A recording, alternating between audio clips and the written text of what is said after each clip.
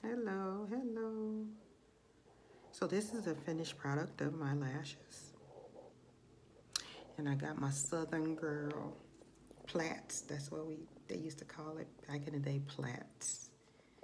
And before you say the only thing Southern about me is my collard greens.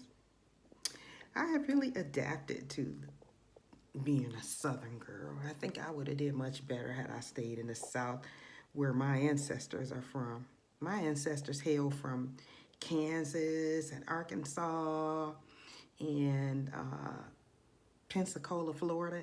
Is that really, yeah, that is South. That's very much South, right? Um, yeah. So in Georgia and places like that. That's where my ancestors hail from, and that's probably where your ancestors hail from, those southern areas. And then they migrated to the northern areas in the Midwest for those factory jobs and stuff. So um, I have done much better since I've been more in a southern region. The sun just does wonders for my health, for my mind, for my spirit, for my soul. I'm meant to be in the sun. Um, in the Midwest, just not for me. It's just not for me. It's for some people. It's not for me. I have to have the sun. I need more sun than I do snow or rain or anything like that. Which is going to be interesting because as we head to Okinawa, they have that rainy season. But it's the land of the rising sun. So it's plenty hot and plenty sun in Okinawa where we're going. So, but I wanted to show y'all my finished lashes and my Southern Girl plaits. My mom used to wear her hair like this when she was young. I got pictures of her, or seen pictures of her when she was really young and had her hair like this. So I just want to share that with y'all. And we just had another big step today that we completed or will be complete shortly. I won't say what that is, but let me just say again, check mark. We are moving on to our next step. As our countdown begins, it truly, truly, truly begins now. So I hope you guys are having a beautiful day. It's beautiful here in San Antonio today. I had some vitamin D at lunchtime and watched a bird fight.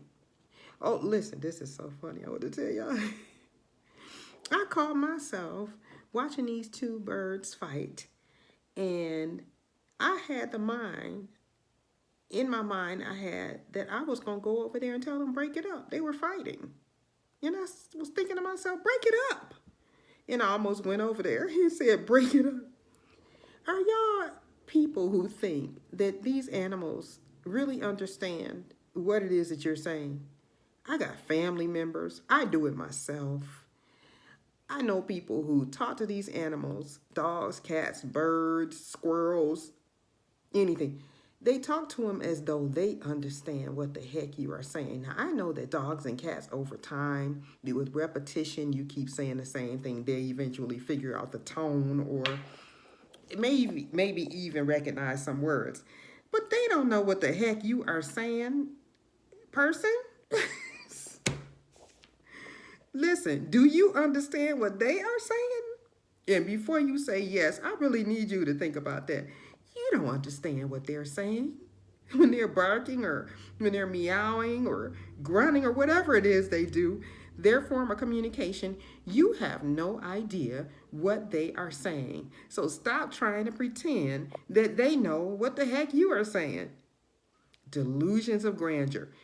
We think that we can, as human beings, we surpass all types of communication, and every form of life understands what it is we are saying. We argue with the flies, get out of here. What are you doing? They cannot comprehend what you're saying. Stop it. You are a human. Stop it. They don't understand you, baby. They don't. They don't. Maybe your dog. over some years understands when you say, Rover or whatever his name is, get over here, get away from that, or stop doing that, they might understand that. Or if you say snack, they might understand that. But that fly buzzing around you, just because you say, get away from me, fly, don't mean that fly understands you. I'm going to need y'all to snap out of it. I'm going to need y'all to snap out of it for real. Uh,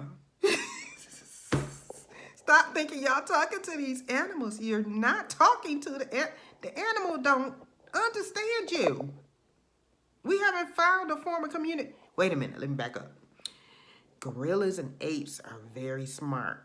They have learned to use sign language. I'm not talking about them, and I'm not talking about sign language. I'm talking about the verbal sound of your voice.